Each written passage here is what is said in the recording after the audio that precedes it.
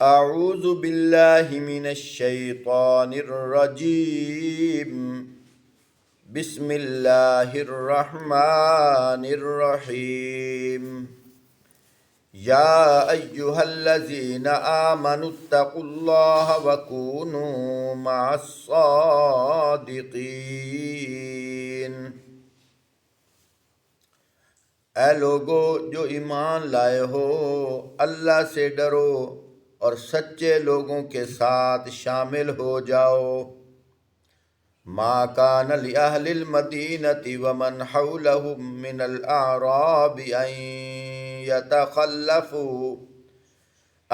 يتخلفوا عن رسول اللہ ولا يرغبوا بانفسهم عن نفسه ذلك بأنهم لا يصيبهم ظمأ ولا نصب ولا مخمصة في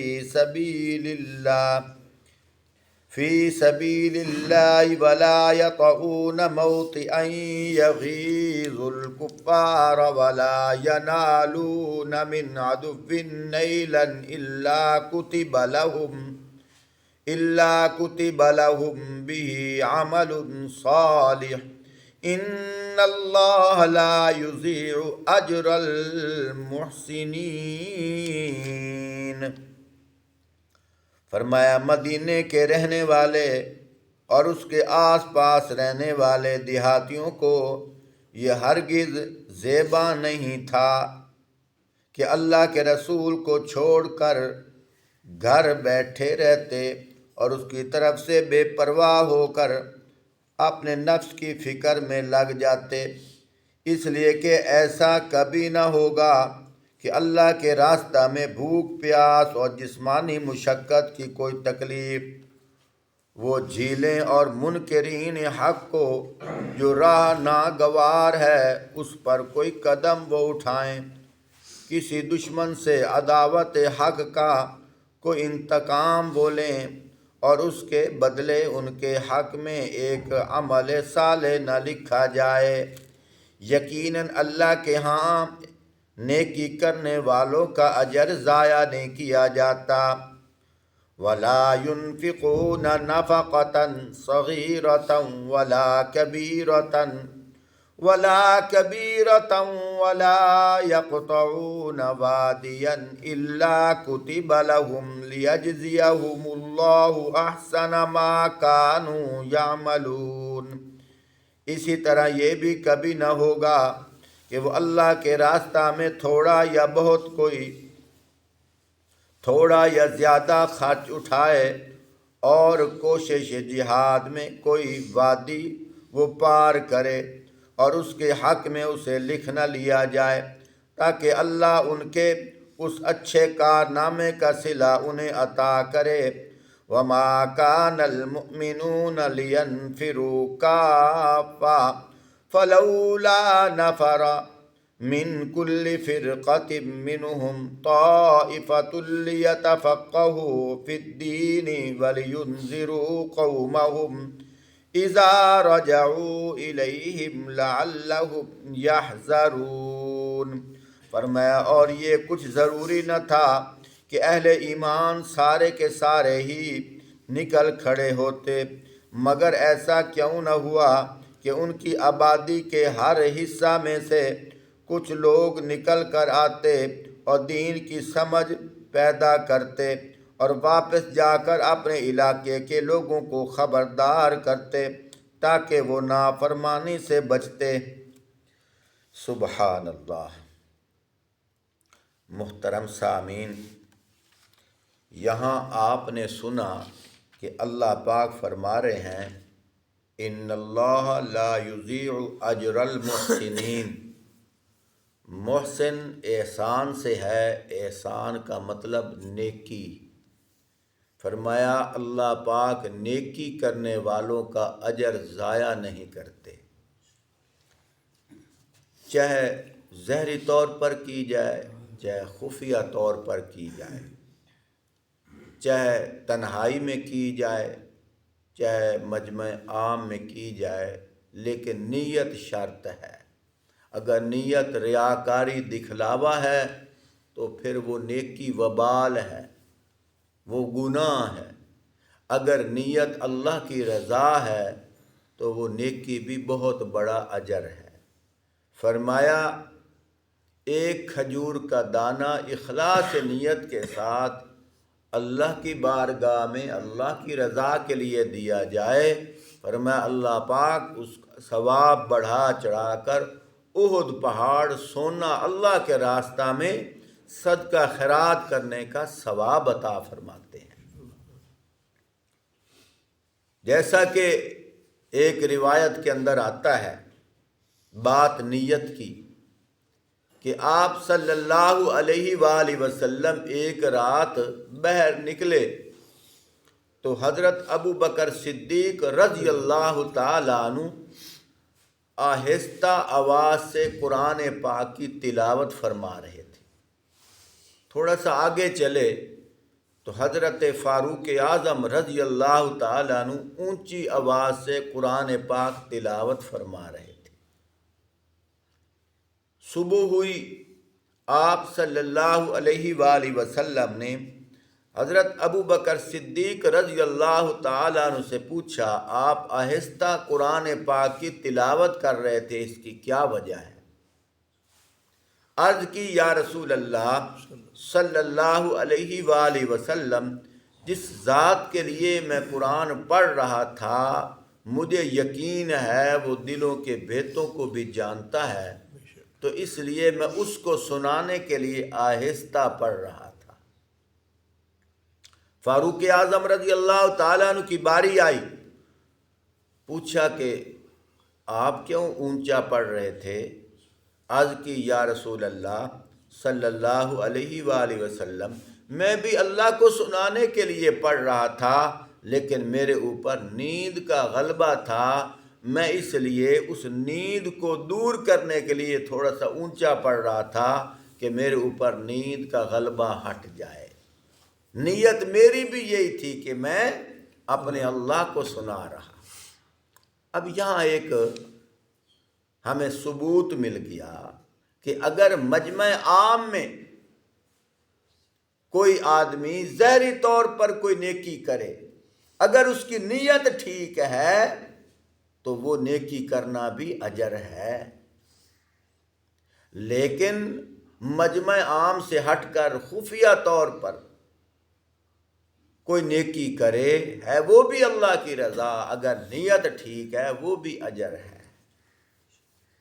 اس لیے اللہ پاک فرماتے ہیں ان اللہ لا یضیع اجر المحسنین، فرمایا ہم نیکی کرنے والوں کا اجر ضائع نہیں کرتے۔ تو یہاں نیت شرط ہے، جیسا کہ آپ نے قرآن پاک کے اندر سنا کہ اللہ پاک کیا فرماتے ہیں، فرمایا لِيَتَفَقَّهُوا فِي الدِّينِ وَلِيُنذِرُوا قَوْمَهُمْ إِذَا رَجَعُوا إِلَيْهِمْ لَعَلَّهُمْ يَحْذَرُونَ۔ فرمایا کچھ لوگ نکل آتے ہیں، دین کی سمجھ پیدا کرتے ہیں اور واپس جا کر اپنے علاقے کے لوگوں کو دین کی تعلیم دیتے ہیں۔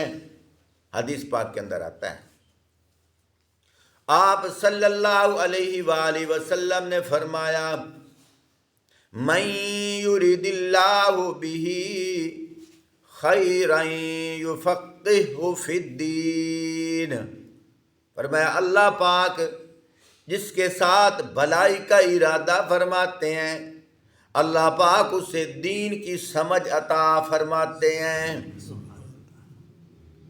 ایک جگہ حدیث پاک کے اندر آتا ہے کہ ایک عالم فقیح واحد اشد علی الشیطان من الف عابد، فرمایا ایک عالم 1000 عابدوں سے، یعنی ایک طرف 1000 عابدین بیٹھے ہیں اور ایک طرف ایک عالم بیٹھا ہے، فرمایا پھر بھی اس کا رتبہ بلند ہے۔ وہ بھاری ہے۔ یہاں تک فرمایا عابد ساری رات نفل پڑھ رہا ہے اور عالم ساری رات سو رہا ہے۔ فرمایا عالم پھر بھی عبادت کے لحاظ سے، مقام کے لحاظ سے اس عابد سے افضل ہے۔ سبحان اللہ، یہ کیا وجہ ہے؟ بڑی عجیب حکمت ہے، بات سمجھو۔ ایک مزدور ہے، اس نے 8 گھنٹے ڈیوٹی دینی ہے، 8 گھنٹے۔ اب مثال کے طور پر کوئی ایسا ہتھیار ہے جس ہتھیار کے ذریعے سے اس کے مکان پہ وہ کام کر رہا ہے۔ کوئی مشین لے لو، کوئی رندہ لے لو، وہ کام کر رہا ہے۔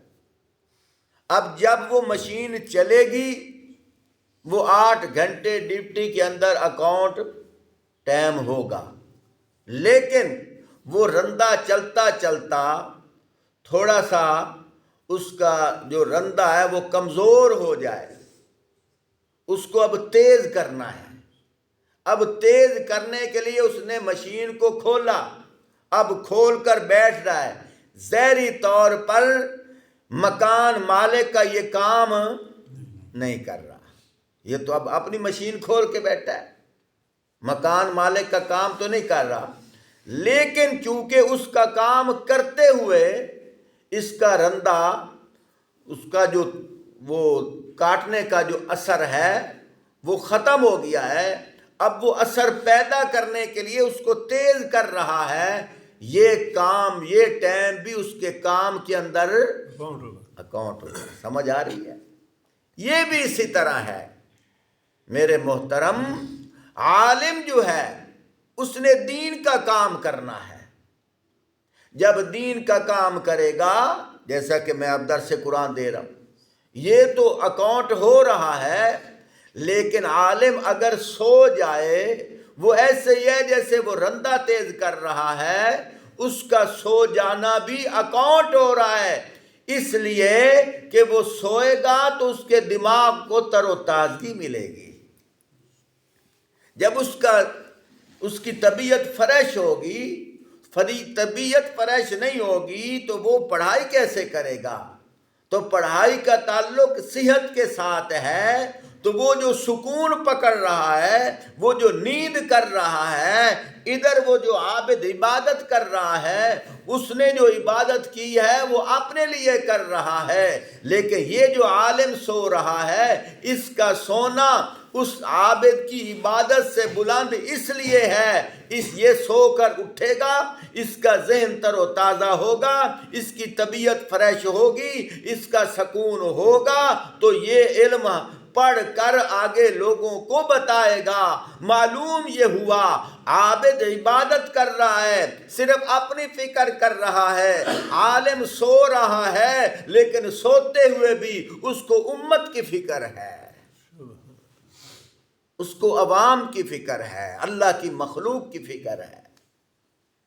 وہ اس کی فکر میں ہے کہ میں تھوڑا سا سو لوں، اگر میں نیند کروں گا، جسم فریش ہوگا تو میں آگے سکون سے پڑھا سکوں گا۔ اس لیے تو فرمایا حدیث پاک کے اندر آتا ہے، جو علم حاصل کرنے کے لیے اپنے گھر سے نکلتا ہے، فرمایا وہ ایسے ہی سمجھو جیسے اللہ کے راستہ میں جہاد کر رہا ہے۔ فرمایا علم حاصل کرنے کے لیے اپنے گھر سے نکلتا ہے، جو دھوڑ مٹی اڑتی ہے اس کے جسم پہ پڑتی ہے، فرمایا کہ وہاں جہنم کی آگ درکنار دھواں بھی حرام ہے۔ فرمایا جو علم حاصل کرنے کے لیے اپنے گھر سے نکلتا ہے، اس کے پاؤں کے نیچے فرشتے پر بچھاتے ہیں۔ جو علم حاصل کرنے کے لیے اپنے گھر سے نکلتا ہے، فرمایا کہ دریاؤں میں مچھلیاں، ہواؤں میں پرندے، بلوں میں چیونٹیاں، پوری کائنات کی مخلوق اس کے لیے دعا کرتی ہے۔ یہاں ایک بات ہے، وہ کیا ہے؟ آج کل لوگ سمجھتے ہیں پہلی دوسری تیسری چوتھی میٹرک وغیرہ یہ علم ہے. یہ علم نہیں ہے، یہ علم نہیں ہے. تم کہو گے وہ کیسے؟ ارے بھائی، علم وہ ہوتا ہے جس سے اپنے اللہ کی پہچان ہو جائے. علم وہ ہوتا ہے جس سے اپنے اللہ کی پہچان ہو جائے. یہ فن ہے.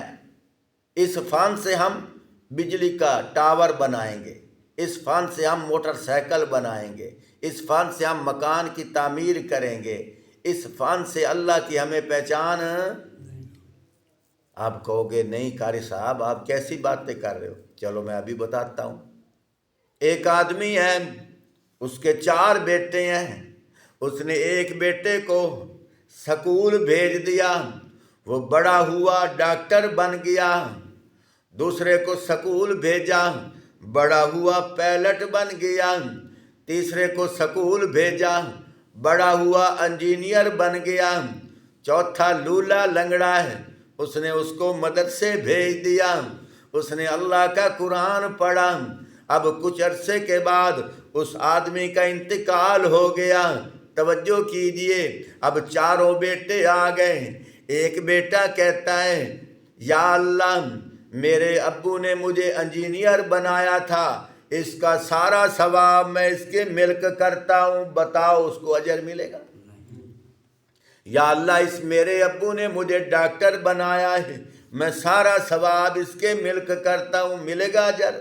یا اللہ، میرے ابو نے مجھے پائلٹ بنایا ہے، سارا ثواب اس کے ملک کرتا ہوں، ملے گا اجر؟ لیکن چوتھا کہے یا اللہ، میرے ابو نے مجھے قرآن پڑھایا ہے، اب میں پڑھ رہا ہوں بسم اللہ الرحمن الرحیم. فرمایا جب وہ بسم اللہ پڑھے گا، خود اندازہ لگاؤ اس بسم اللہ کا ثواب اس کے ابو کو پہنچ جائے گا. اس کو علم کہتے ہیں.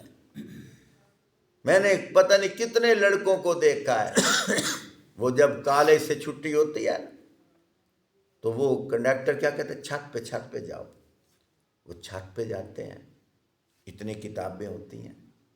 اب جب وہ نیچے اترنا ہوتا ہے، کتابوں کو پہلے نیچے پھینکتے ہیں. کتابوں کو کیا کرتے ہیں؟ نیچے پھینکتے ہیں. اب یہ علم ہے جس علم سے کتابوں کا ادب بھی نہیں ہے، جس علم سے ماں باپ کی پہچان نہیں ہے، جس علم سے چھوٹے بڑے کی پہچان نہیں ہے. ٹھیک ہے نا؟ لیکن یہ بچے نے نورانی قاعدہ پکڑا، بچہ سینے سے لگائے گا، نورانی قاعدہ پکڑا، ماں باپ کا ادب کرے گا. یہ تو بچہ رہا. دیکھنا سکول کالج کا بچہ میٹرک کی کتابیں اٹھا کے آ رہا ہے، کوئی اس کی عزت نہیں کرے گا. لیکن بچہ نورانی قاعدہ اٹھا کے آ رہا ہے، سارے اس کے پیچھے چلیں گے کہ نہیں چلیں گے؟ کیوں کہ اس کے سینے میں اللہ کے قرآن کے الفاظ ہیں. خود اندازہ لگاؤ، یہ ہے علم. اس لیے تو حضرت علی رضی اللہ تعالیٰ نے کیا فرمایا؟ رضینا قسمت الجبار فینا لنا علم وللجہال مال لأن المال یفنی عن قریب والعلم ما باق لا یزال. مولا ہم تیری تقسیم پہ راضی ہیں. لنا علم وللجہال مال. مولا تو نے ہمیں علم عطا کیا ہے اور جہلوں کو تو نے مال دیا ہے. لأن المال یفنی عن قریب، فرمایا مال تو عن قریب فنا ہو جائے گا. والعلم ما باقی لا یزال، لیکن علم باقی رہنے والا ہے، اسے زوال نہیں آتا. ایک اور بھی دیکھو، جس کے پاس دنیاوی فن ہے اس کی عزت کوئی نہیں کرتا، لیکن جس کے پاس دینی فن ہے قدر والے اس کی عزت کرتے ہیں۔ اچھا ایک اور بات ہے، ایک ہے ڈبل ایم میں اور ایک ہے جس نے 10 سپارے پڑے ہوئے ہیں، نماز کا ٹائم ہو گیا، ڈبل ایم میں مصلی پہ آئے گا؟ وہ پیچھے کھڑو، اور بلکہ وہ بھی پیچھے دیکھے گا، کوئی حافظ صاحب کوئی نہیں ہے۔ معلوم یہ ہوا یہ جو ڈبل ایم میں کر کے کھڑا ہے یہ علم نہیں ہے، جو مصلی کے کام بھی نہیں آ رہا، لیکن جس نے 10 پارے پڑے ہوئے ہیں وہ علم ہے جو مصلی کے کام آ رہا ہے۔ خود اندازہ لگاؤ، اصل علم یہ ہے جس کے ذریعے سے اپنے اللہ کی پہچان ہوتی ہے۔ تو میرے محترم ساتھیوں، اب ایک قانون بنا تھا آج سے تقریباً 20 سال پہلے کہ الیکشن کا امیدوار وہ ہوگا جس کی کم از کم بی اے تعلیم ہوگی۔ اب بی اے ٹھیک ٹھاک تعلیم ہے، اور اسی طرح ایم اے تعلیم ہے، ڈبل ایم اے پی ایچ ڈی تعلیم ہے، لیکن تاریخ اٹھا کے دیکھو اب ڈبل ایم میں ہے، اور جج صاحب پوچھ رہے ہیں آپ کی تعلیم، وہ بتا رہا ہے پی ایچ ڈی ہے، ڈبل ایم اے ہے، اتنی تعلیم۔ اچھا یہ بتاؤ غسل کے فرض کتنے ہیں؟ وہ کہہ رہے ہیں 3 فرض ہیں۔ کون کون سے؟ وہ کہہ رہے ہیں تیل، تولیہ اور صابن، یہ 3 فرض۔ اب اس علم کو کیا کرنا ہے؟ وہ کیا علم ہے، وہ کیا تعلیم ہے جس سے ہمیں پاکی ناپاکی کی تمیز بھی نہیں ہے؟ اٹھا کے دیکھو، تاریخ اٹھاؤ دیکھو، وہ کہہ رہے غسل کے 3 فرض ہیں، تیل، تولیہ اور صابن۔ ایک اور کھڑا، جج صاحب نے پوچھا عشاء کی رکعتیں کتنی ہیں؟ وہ کہتا ہے 21 ہیں۔ ہاں جی، کسی نے کہا جی 7 ہیں۔ ایک کوئی سمجھدار کھڑا تھا، اس نے غالباً 16 بتائیں۔ وہ کہنے لگا 7 مان نہیں رہا، 16 مان جائے گا۔ یہ حالت ہے، نہ ہمیں نماز کا پتہ اور نہ ہمیں آیت الکرسی آتی ہے، نہ سورۃ الفاتحہ آتی ہے، بلکہ ہمیں قل هو اللہ احد سورت بھی نہیں آتی۔ یہ علم ہے، علم وہ ہے جس سے اپنے اللہ کا قرب ملتا ہے، اپنے اللہ کی پہچان ہوتی ہے۔ ایک مولانا صاحب نے فرمایا کہ جب آدمی جماعت کے ساتھ نماز پڑھتا ہے تو کتنا ثواب ملتا ہے؟ 27 نمازوں کا، لیکن امام جو نماز پڑھا رہا ہوتا ہے اسے 2700 نمازوں کا ثواب ملتا ہے، اس کو 2700 نمازوں کا ثواب۔ تو اب اس لیے فرمایا کہ عابد ساری رات نفل پڑھتا رہے، حالانکہ نفلی نماز کا درجہ کم ہے، فرض نماز کا درجہ بلند ہے، وہ ساری رات نفل پڑھ رہا ہے۔ فرمایا عالم نے نماز پڑھائی تو عابد کو 27 نمازوں کا ثواب، اس کو 2700 نمازوں کا ثواب۔ یہ ساری رات بھی نمازیں پڑھتا رہے، عالم کی نمازوں کے برابر نہیں آ سکتا۔ اس لیے میں آخری بات عرض کر رہا ہوں، اللہ کرے ہمیں پہچان ہو جائے۔ حضرت امام اعظم ابو حنیفہ رحمۃ اللہ علیہ ایک دفعہ وضو کرنے کے لیے ایک نہر پہ رکے، تو پانی جدھر جا رہا تھا ایک آدمی وضو کر رہا تھا، حضرت اس کے آگے بیٹھ گئے۔ اس کے دل میں یہ خیال آیا یار یہ عالم ہے، اللہ والا ہے، میرا بچا ہوا پانی اس کے آگے سے گزرے گا نہیں، میں اس کے آگے بیٹھتا ہوں، اس کا بچا ہوا میرے آگے سے گزرے۔ بس اتنا کام کیا۔ کچھ دنوں کے بعد فوت ہو گیا، کسی کو خواب میں ملا، پوچھا سنا تیرے ساتھ کیا بنی؟ کہنے لگا میں نے جو اس عالم بزرگ کا ادب کیا ہے، اللہ نے اس ادب کی وجہ سے میری بخشش کر دی۔ یہ کوئی عام مقام نہیں ہے. اور یہ یاد رکھو، ابھی میں نے حدیث پڑھی ہے، من یرید اللہ بہ خیرا یفقہہ فی الدین. اللہ پاک جس سے بھلائی کا ارادہ فرماتے ہیں اسے اللہ پاک دین کی سمجھ عطا کرتے ہیں. یہ ایسے ہی ہے جیسے محلے میں ہم سب مسلمان ہیں، لیکن اللہ نے جس کو بھلائی کی، جس سے محبت کی، اسے اپنے گھر آنے کی توفیق دی ہے. پھر یوں بھی سمجھ لو نماز پڑھنے والے تو سب ہیں، لیکن علم اسے ملا جسے اللہ نے توفیق دی. عوام کے سامنے وہ مقبول ہو نہ ہو، کوئی ایسا مقام تو اللہ کے ہاں ہے نا. اللہ نے اس کو اپنا علم عطا کیا ہے، اپنا نور عطا کیا ہے، اپنا علم عطا کیا ہے. اللہ پاک ہمیں علم نورانی کی سمجھ عطا فرمائے اور علم والوں کا ادب کرنے کی توفیق عطا فرمائے.